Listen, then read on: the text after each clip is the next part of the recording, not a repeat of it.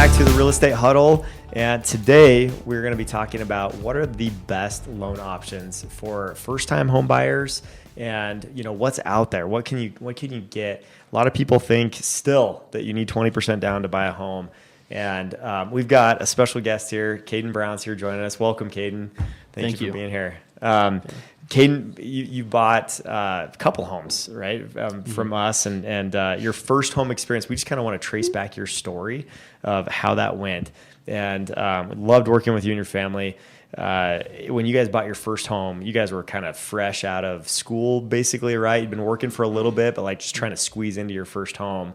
And options that were available to you were, some of them were grants, right? State options that were available. What option ultimately worked best for you guys that you went with? Yeah, on the first one, so we ended up doing, we utilized the FHA loan, and then we also went through, I think it was CHFA, CHAFA is what they call it. And so it seemed like there was a couple, and correct me if I'm wrong, Landon, but it seemed like there was a couple of different options within CHAFA. You could either elect to do like a down payment assistance, or there was, I don't know. Silent second mortgage? Yeah, something like that, which is the one we ended up doing. And so ironically enough, and I just remembered this as you started the introduction, but when we went to closing, this was bizarre, but the title handed us a check for $1,900 because there was a concession for the vapor barrier. And I could tell the lady was kind of frazzled. She's like, what's going on here? Because we didn't bring a check. Giving you money to buy a house? And that's what she said. She said, she's like, I've been doing this for like 20 years. She's like, this is the first time I've ever paid someone to buy a house.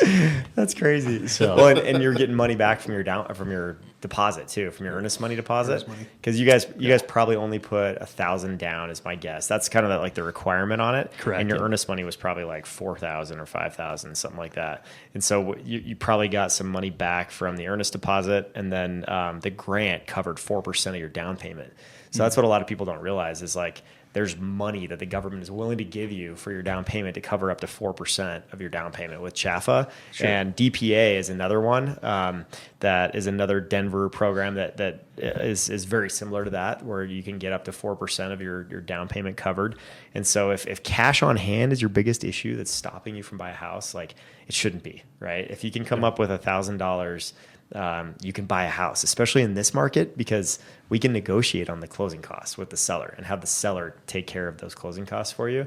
But that $1,000 is really all you need to be able to buy nowadays. And the misnomer of 20% down or 10 or 5 is just a misunderstanding by a lot of people. So, So that's awesome that you guys were able to get in for $1,000. And I know we haven't had a ton of growth in the market since you guys purchased your townhouse. But you'll slowly see that equity, build. And these last 3 years have just been kind of an anomaly of stagnation in our market. And the good thing is in Colorado, when we have a recession, like a housing recession, usually we just go flat. We don't drop in value and go down the other way. So I've been in the market where we lost 50% of the value of a single family home. So, and I had 2 homes at the time. So yeah, going flat is a lot easier. So that could sting. Yeah. Share with where was that, bro? That was in the Midwest in Minnesota. So yeah, we had 2 different homes in 2008 that we had to sell, and we were underwater on both of them. So it was very, very expensive. So 50% drop in that time during the Great Recession, right? Yep. And during that same time in our market, we dropped anywhere from 8 to 20% in Denver. So why do you think that is? Why did this market drop so little compared to other markets that dropped half their value or 3/4 of their value? If it's Orlando or Vegas, 3/4 of their value, like during that time in 4 years. It's just supply and demand. And there were that many homes that were hitting the market and people subprime loans and stuff. But in Denver, there's just that many more people that want to move here because the economy is flourishing. So there's a lot more people coming in. Yeah. So I think it's the economy more than anything. It's our jobs market. It's the economy. Yes. It's the it's the recreational activity even. People are moving here for a ton of different reasons. There's a lot of factors that come into Colorado. Right. I mean, you're in a market like Florida and Orlando, like those coastal cities, and most of your revenue comes from tourist dollars in a lot of those areas. What happens when discretionary spending goes to zero, right? During the Great Recession? Yeah. All of a sudden, your business is tanked, right? And the economy tanks and housing values tank. So when people can't get jobs, they can't buy houses for the most part. So that's like the interesting thing is we used to be an oil and gas town in the 80s, and we were very dependent on oil and gas. It was crazy. Denver And- was? Yeah. Oh, I didn't know that. We were cow Interesting. town. Cow town with oil and gas, like dependency. And then we all of a sudden we branched out and had this big boom, right? Early 90s, it was very good to us. And then we've had a lot of tech companies move in. We've had healthcare, a ton of healthcare stuff. We have great retail. We've got great financial companies. Schwab is they're headquartered here now. You know, we've just got some amazing diversity in economy and jobs market. And that's why our market is one of the safest markets to buy in. And during downturns, it just gets flat. And during upsides, we have a steady growth type market. Yeah. And so over time, our average has been right around 6% growth per year. And other markets, it's usually like 2 to 3% in the country is the growth, like on growth years, that's usually what they grow. And so that's what makes Denver so different, right? So like you guys bought, hang in there. 3 years of stagnation usually is followed by a little bit of an upswing in our market. And so that's what we should see, you know, moving forward. But Well, especially with what rates are threatening to do, if they actually do this time what they actually say they're going to do, that appreciation will come back pretty quickly, just because that pent up buyer demand is super high right now. There's a lot of people on the sidelines waiting. Yep. definitely. For sure. Yep. And now fast forward 3 years, right? Your family size has grown a little bit. You guys had a second baby, right? Yep, we doubled in size. So, you know, a little different family of 4 in a townhome compared to It gets like tight real 2 of you, fast. right? When you bought, I guess you had, No, we didn't have our first daughter yet. So Was it was she just pregnant? me and Andrea. No, she wasn't pregnant okay. either. Yep. So it's still pre kids. Yep. So yeah, so you literally have doubled your family. That's crazy. Yeah. So with that said, running out of a little bit of room, right? You guys needed some more space, and so you called me. We had a couple big conversations, right, about like the pros and cons of each move, whether you rent your place out and go out and buy a new place, or sell your place, right, and then go buy. Ultimately, like, what were some of the factors that helped you guys in the decision? First and foremost, I would say you were the biggest factor in helping us figure that out. I'm sure you probably got sick of me calling you. Not at all, man. You had to talk me off the ledge a few different times. At the time, though, if you remember, there was a lot of other townhouses that were for sale in the community, and I think a portion of, or a big reason for that was there was a special assessment going on, so people were kind of feeling uneasy. Yep. And on top of that, Common thread right now in the Is market it? Yeah. with townhomes and condos. Yeah. Man, A lot not of that going on. surprised. And with the insurance stuff where it's at, Yep. it's kind of weird. So that market Yep. kind of sounds like it's a little different than the single family stuff. But yeah, ultimately, I just didn't think that we were going to be able to turn it very quick. And I worried about that. And I also worried we probably could have broken even, I think. Yep. But there's a chance it would have had to sit on the market for multiple months, and it would have just, not been super ideal. So, fortunately, when we did buy, I think we had a 3.25% interest rate. Yep. And so it cash flows a little bit, not Yeah. a lot, but it covers the mortgage and a couple $100 to put towards something that's going to go out eventually. Yeah. But ultimately, I don't know that it's going to be a long-term hold for us necessarily, but I think kind of what you and I talked about at the time was just, hey, let's hold, let's let the storm kind of pass a little bit and then reassess a year or two down the road and see kind of where we're at. So the decision after talking to you seemed to be, pretty easy. And fortunately, you actually have experience. I think you said you own a couple of townhouses or condos. And so anyway, that was huge as well. Yeah. Yep. In the market right now, cash flow is pretty awesome. That's Sure. great. Yeah, a lot The of fact that people you're aren't able to cash do flowing that. right now that's incredible. Yeah. Yeah. How did it work out as far as like how long did it sit as a like because you ultimately decision was you decided to rent your place out and then go buy another place to create some more space for you. How long did it sit on the rental market before you were able to get a renter? It was like 3 weeks, so it was pretty wow. pretty Oh, quick nice. turn. That's Yeah, really we good. had like Nice. 6 different kind of couples walk through it, and ended up landing on a super sweet lady who lives there right now. Who's been awesome. It's been really great. good for us. So yeah, That's awesome. yeah. Very cool. And So- felt like you got a fair amount as far as rent value compared to what your payment is. Like you're able to cover that pretty good. I think so. I mean, it's always tough with comps, right? You never really know what Yeah. fair market value is, but I think that we got, in fact, a little more than what I anticipated. So That's good. Yeah. Cool. Are you using a property manager at all, or is it just you guys? No, it's just us. Cool. It's a small 2-bedroom, and being in the construction field, I've got quite a few connections. So I thought if something does go sideways, I can probably deal with it more efficiently than a property manager. So That's great. Yes. knock on wood. That But helps with the well, cash flow for sure. Yeah. Quick shout out to United Roofing, by the way. You guys are amazing. Like, Oh, yeah. Oh, you've taken yes. care of so many of our clients. So we appreciate you, and you guys do good work. And so I remember a part of our conversation was capital gains and like, do you want to turn your homeowners, like the situation that you had, you know, with a little bit of equity that is not taxable, since you lived there and it was your principal residence, turning that into a taxable property. But with you guys, like, since you didn't have a ton of equity at the time, it didn't factor in as much, right? Whereas if you would have had 100 to 200,000 in equity, like some people do that went through like 2020, 2021, like now we're talking, okay, you're turning non-taxable like income into taxable, right? And obviously, like for all of our viewers, like talk to a CPA. We're not tax experts, but you know, we had that conversation as well to whether that made sense to do or not. And in your case, it made a ton of sense just because there's not a ton of equity there initially, right? But that could build later, right? If you hold that thing long term and you can afford to do that, then that can be a great asset for you, especially with a 3.25 interest rate. For sure. Which, by the way, is FHA, which is assumable, right? Yes. Yeah. So- Which is something else we talked about too. When, Yeah. if we do list, and maybe we never will, but if we do list it, we could potentially market it as that. So Totally. we did talk about that. Yeah. Yep. So Huge perk with FHA. And- Huge perk in a market like this. And we know how to market them because some people just say it's an assumable loan and they won't give you any of the details. And some people are like 15 years into a 30-year mortgage and their assumable's like $200K on a mortgage for a house that's worth 600 is like a buyer has to come in with $400K cash to do it. It's like, no, we'll actually lay out the details because Yeah. it's a little frustrating. So just assumable isn't by Yep. itself. So Totally. sure. Well, and we've learned nowadays as we list properties, right, and we're marketing, we become better marketers, you know, and in the fact that everybody is looking and transitioning to the photos. They're all looking at pictures first, right? That is the number one thing that matters on listings.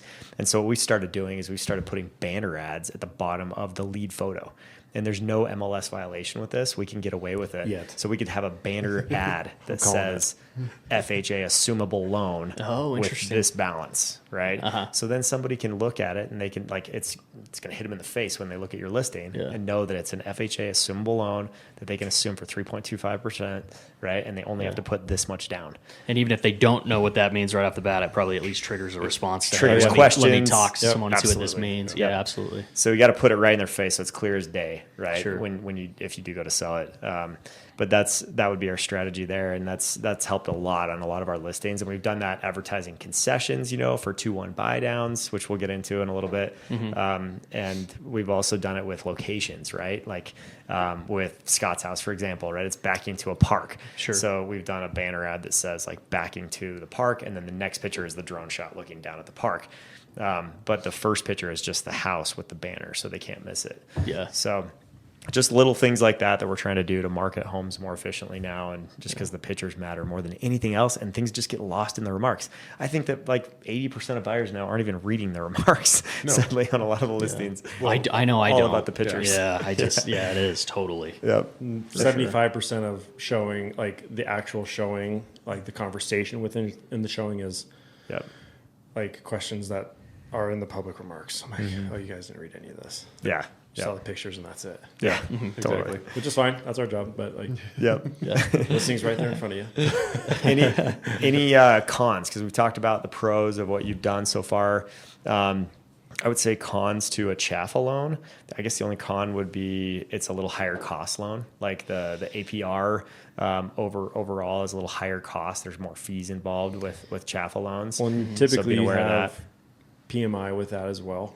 Yep. With FHA, Private mortgage insurance. yeah, Yep. private mortgage insurance, and the Chaffa stuff as well. I think DPA probably has that as well.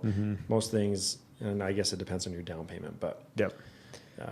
most So- of those are be used by first-time home buyers. Yeah, but your killer interest rate trumps that. Right? Yeah. Yeah, you- that's- you- yeah. You more than like offset that with the cost of a Chaffa loan, but it tends to be like 3/8 to a half a point higher APR, meaning like AP like your average percentage yield shows like the mortgage rate, but then the average like the APR shows the whole cost of the loan.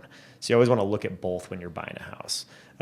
pay attention to both numbers, because that number can tell you how expensive that loan is and how many fees are involved with that loan.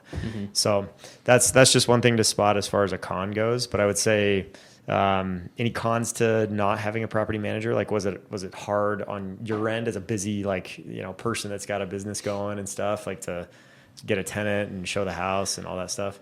Yeah, I mean, nothing super crazy. We did have to replace the water heater within the first like 3 months, which was kind of a kick to the stomach, because I was like hoping we could at least get through a year. And the townhouse is older; it was built in the 70s, and a lot of the appliances and stuff were getting up there, so it wasn't a shock. But we did have some issues with the water heater that we powered through. So yeah, nothing huge. I mean, it is. I think, and I know like Dave Ramsey talks about this a lot, but it's like, I think people try to label it as passive income, and surely to a certain extent it definitely is, but it's also, there is like a certain aspect. Maybe I don't sleep quite as well at night knowing that, hey, I'm responsible for this person who lives, 45 minutes away. Totally. If something goes sideways, I got to pick up my phone at 3 a.m. So that is one thing. If it did cash flow a little higher, I potentially would justify getting a property manager. Yep. But overall, it hasn't been a huge deal by any means. And the lady good. that we have is a sweetheart. So Good. she's been super, easygoing and accommodating with getting the great. contractors in there and stuff. So I know you got this a is good kind of a side question, off topic a little bit. Do you have like a home warranty on the townhouse? we do not. No. Okay. Yeah.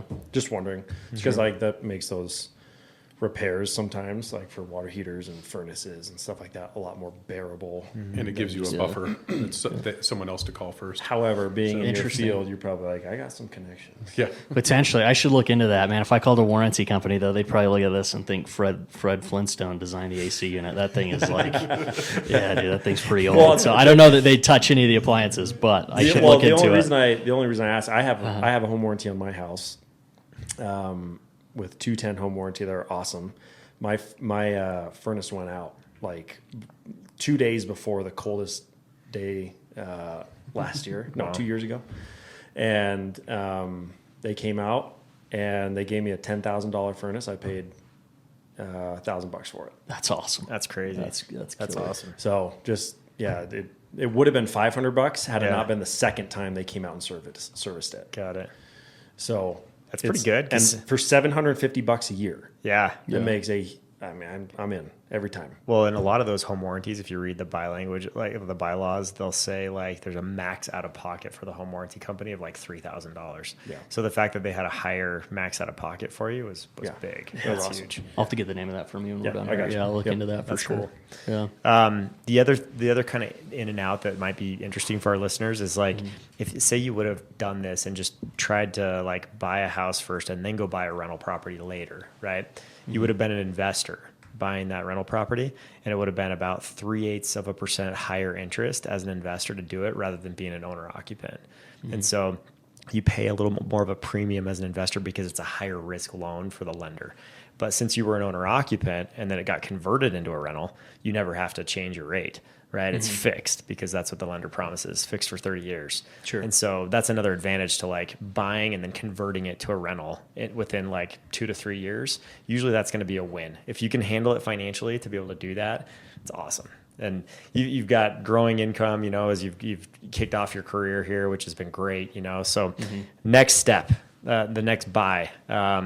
What were your thoughts, and like what was enticing to you as far as like what you wanted to get into next after living in a 1970s townhouse?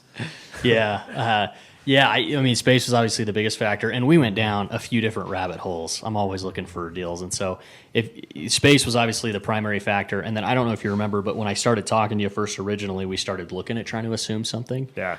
And kind of ended up finding some websites and stuff that's out there where they kind of show the assumable loans on the MLS and whatnot. And the issue with that is we were prepared to come with like a 5% down payment, Yep. but a lot of those, like Brock said earlier, they just required so much down where an already limited amount of houses that were eligible are, we just had a tiny sliver of that would be eligible for us. Yep.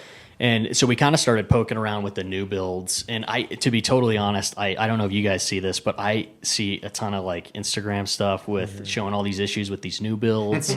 Yeah, a lot of I don't think it's in Colorado, fortunately. Arizona side? Yeah, the Psy guy or whatever. Yeah. So I was, super skeptical going into it. And my sisters bought a few of them over the years. And so we thought we'd go poke around in there. And the home values. So what was interesting is I remember going and talking to the sales rep over there, and the home values were out of what I thought was what we were going to be able to afford. Yeah. And then he started talking about interest rates, and he immediately said it's 4.5 fixed, which at the time I think they were close to 7. And that was like, I was like scratching my head, like, how does that work? Yeah. Like this must be witchcraft or something, because I don't think this is, Well, an above initial water. price point, you guys were thinking like 500, somewhere around there. Yeah, right? like Maybe 550. Yeah, Yeah. for sure. Which at the time, and even right now, well, it's probably a little more buying power right now. But I didn't feel like we were going to be able to get into something in an area that we wanted to for that. Yeah.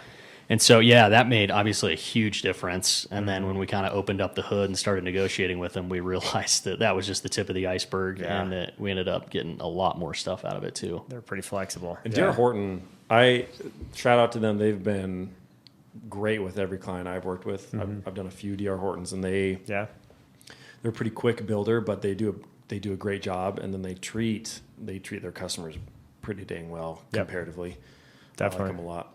Yeah. They're great. I agree. And they've kind of evolved over the years. A lot of builders, they used to be dirt start builders, and now we have a lot of builders that have just switched to specs, meaning that they build a house and then they sell it, right? It's that simple. So they have a final finished product move in. and then they sell it. Yep.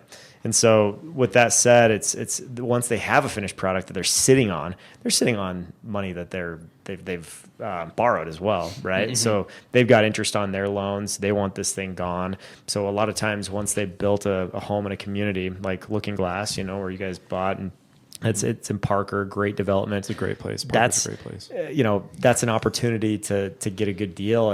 And a lot of builders, like in the past, they haven't been willing to negotiate. Like the price is the price. And that's it. And depending on the market, like during the pandemic, they were raising the price every 2 weeks.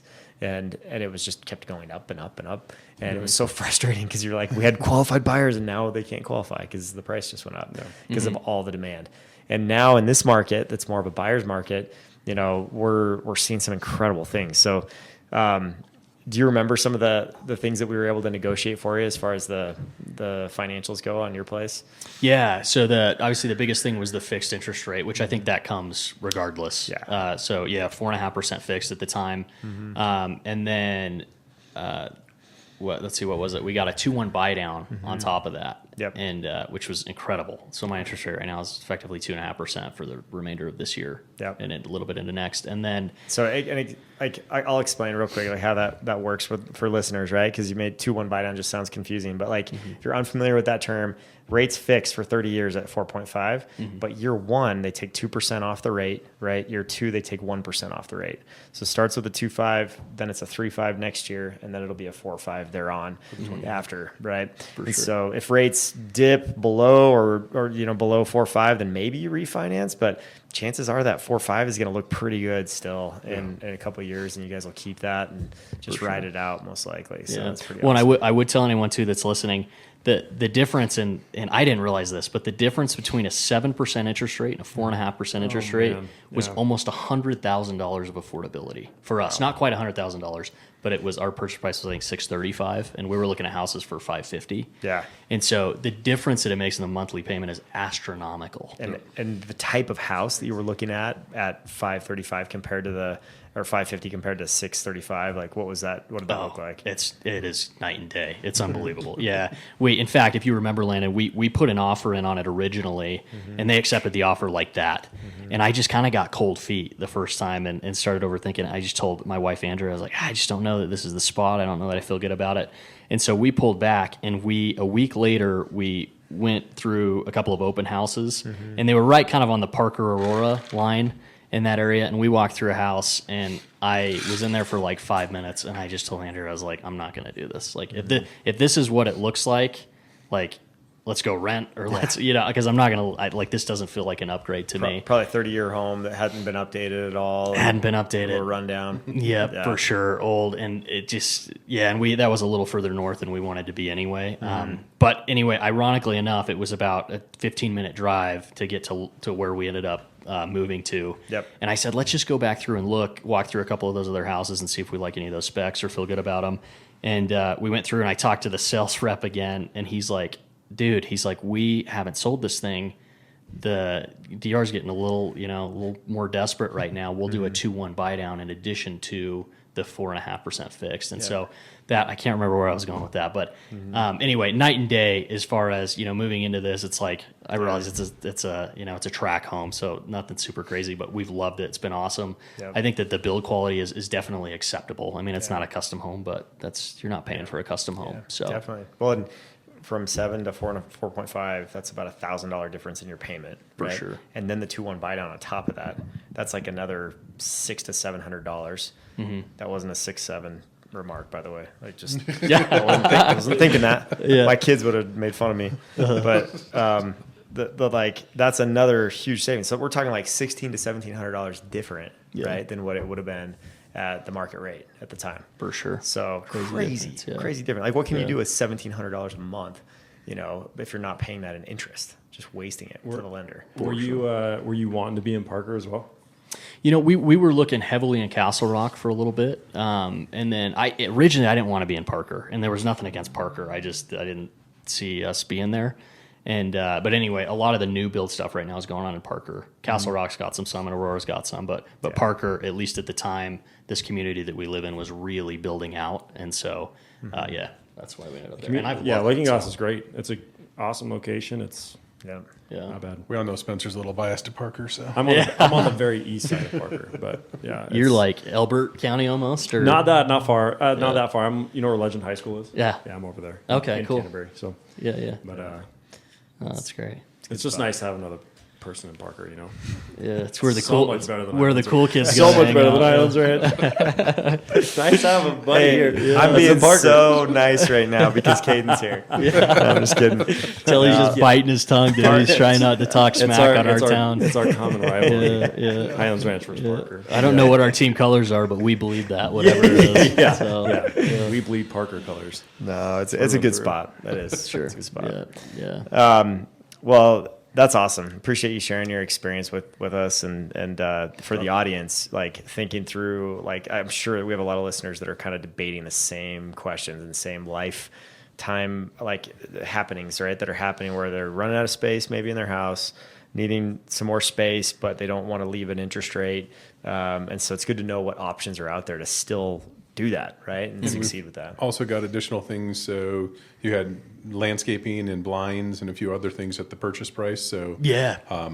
Did they give you I landscaping? forgot to talk about that, dude. We got, man, Landon, help me remember. So we got their move-in package. Yep. This is on top of the interest rate stuff. Like, we're blown Yeah. away at this point that they're willing to offer this. Which But they- included like a smart thermostat, right? yeah, which And that comes, I think, that comes blinds. spec with all DR. Did they give you a refrigerator? They gave us a Did refrigerator. they give you a washer and dryer? Washer and dryer was included. Yep. How about backyard? That's a win already. Backyard, yes. The only thing we had to do in the backyard is per the HOA. We had to plant a few trees, which I guess just got done a couple weeks ago with. But that was the only thing that we had to do.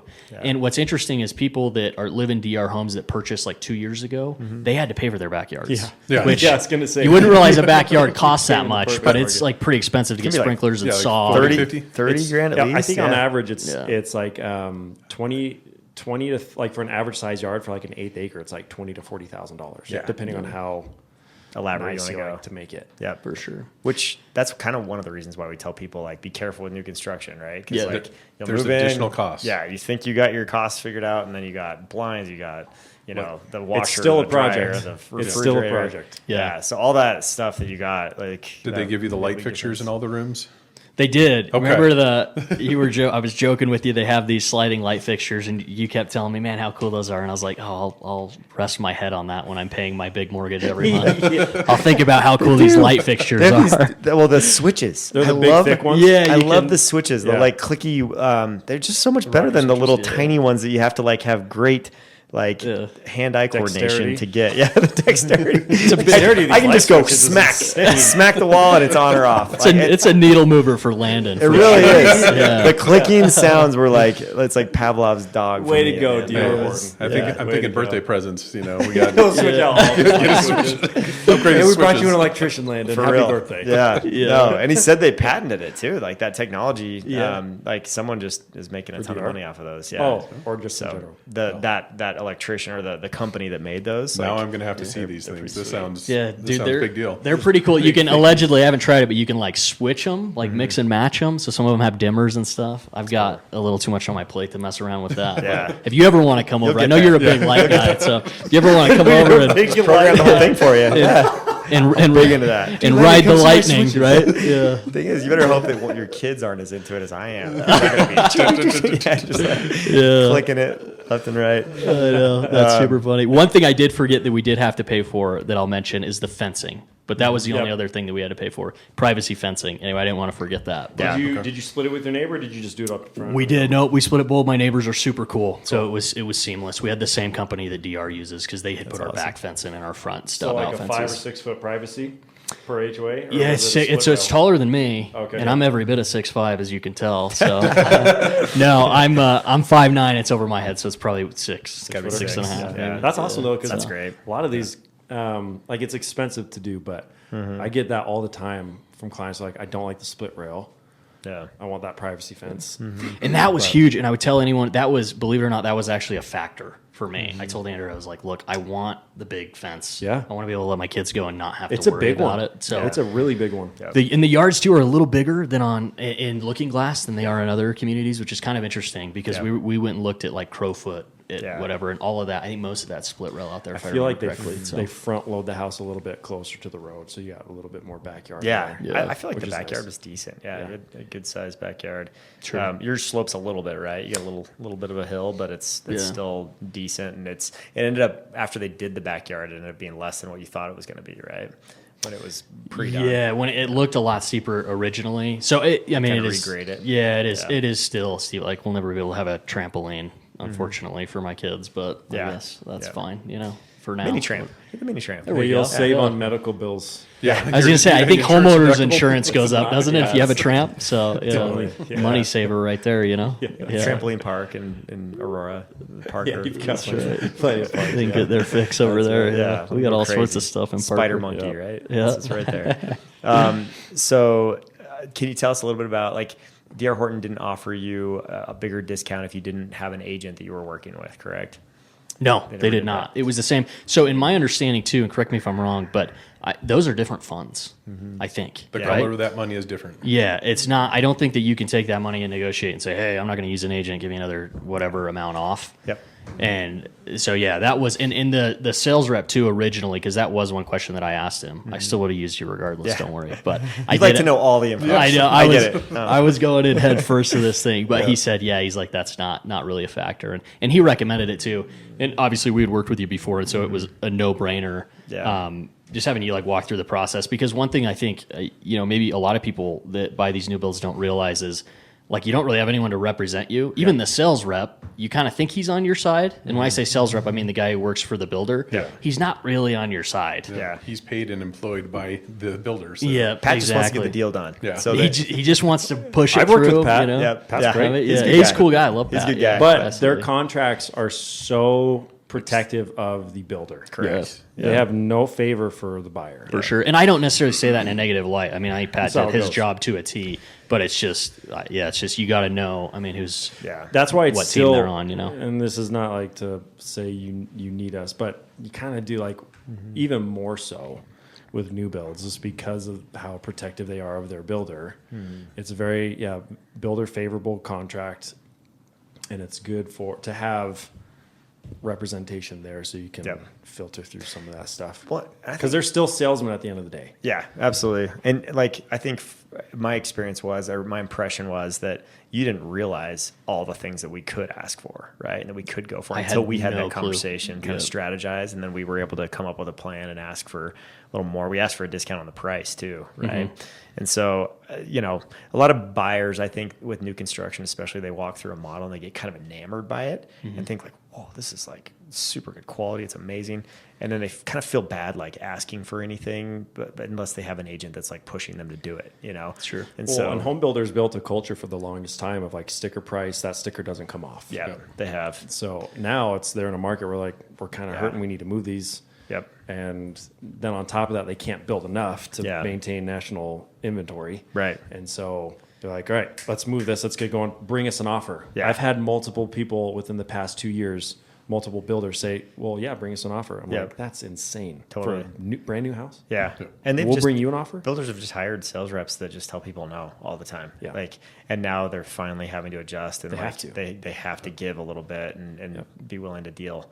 And that's the only way they're selling these. So that's the good news right now. And it's a unique time. It's not going to last forever too. Yeah. I know like people think, oh, it's such a sales pitch. Like buy now before rates come down or what. It's like, But you that guys don't commission check understand. could get me out of a Like, few jams. We were all saying during the pandemic time, like, guys, rates aren't going to last like this forever. And everyone was like, oh, whatever. We've had low rates for 10 years. And then all of a sudden, our rates are up here now, right? But it's like now, like, this kind of buyer's market is not going to last forever. No And one ever listens. We to still us. get people that are rolling our eyes and Yeah. just think, like, whatever. It's like, okay, you're still going to be waiting and on the fence in 10 years and I renting, will say you know? the past predictions of rates dropping for the past 2 to 3 years that I've made have not come true, and I apologize for that. But I think actually it's going to happen this time. You were listening to economists. He really means it. He didn't mean it the first time. He means time it it's now. real. Yeah. It sure feels like it, right? Where's Magic 8 Ball? I think that's Got that special So feeling. bad. Yeah. What we thought was going to happen never happened. But- There's a couple factors in there, but We've come from 7.25 to about 6.25, so we've dropped a point in the last 3 months. So Yeah. that's been we're promising. starting to see the slow trickle. Yeah, and it's not like such a tease where it's like down and then whoa, here we go, back up. Yeah. Like it's been pretty gradual with the little bumps in the road, but it's getting there. So I think we're going to see stuff in the 5s consistently here pretty soon, and hopefully by the end of the year, that'd be great. Well, I think right now, potentially, you guys know way more about this than I do, but I think it might even be a better time than when we bought because I looked at the Zillow price of a house that sold that had one more bedroom than we did. Our Yeah. exact same, like the exterior looks identical, Yeah. and it sold for 10 grand less than what we paid. Yeah. And so I think that I agree. And I don't know. I Yep. think it's an excellent time. But I agree. Yeah, just the time Right. of year too, leading into the holidays. Yeah.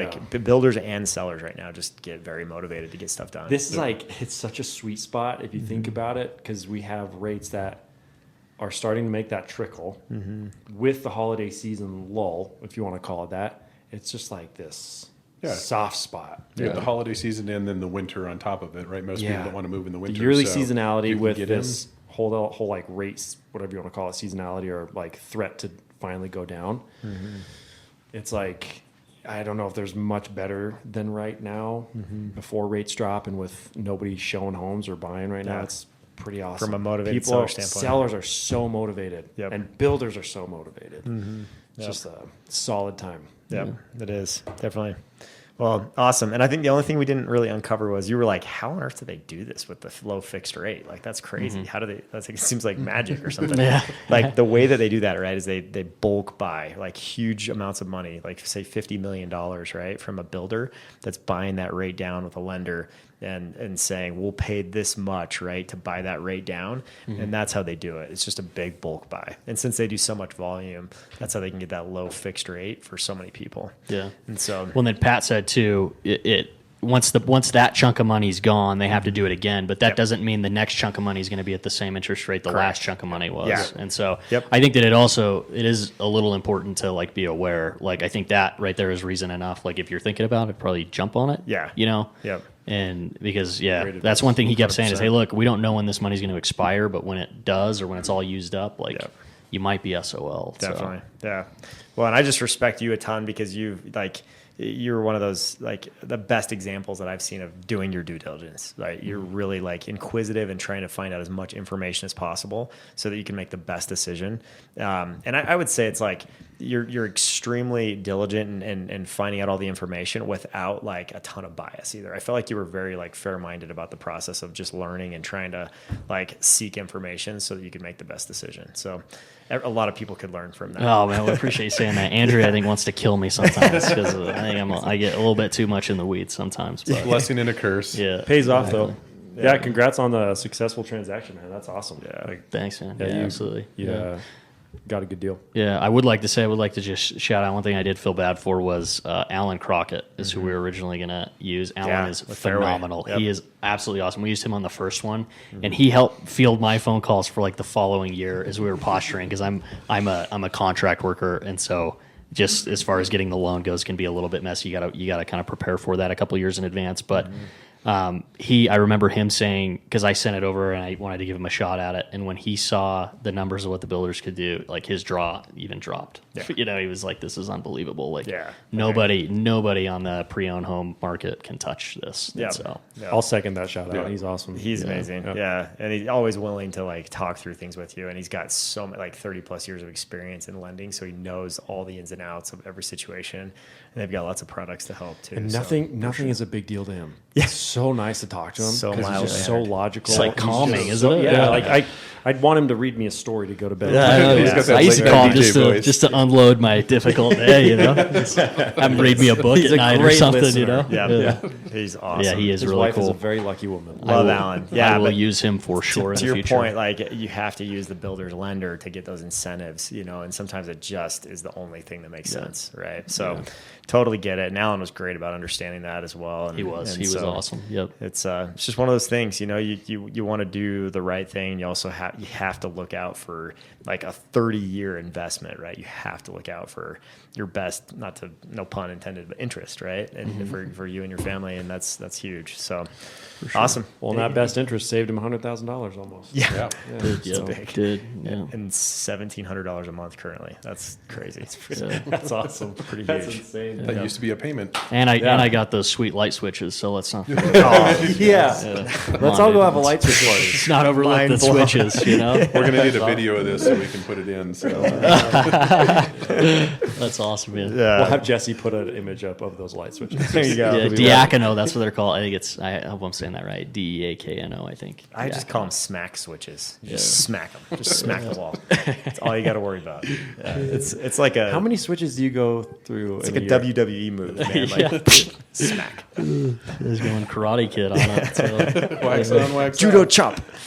All right. So if any of this has hit home, if you've been thinking about, you know, contemplating buying your first place, how you're going to afford it, you know, whether you should turn your place into a rental and go buy another place because you have needs that are coming into play over the last few years, definitely give us a call. Our info is below here. You can reach out on our number and we can talk you through your current situation and help you out just like we did Caden and his family and help you guys make a great choice so that you can have a great home first and also a great investment, you know, that you'll enjoy for years to come. So appreciate you listening and we'll catch you on the next one.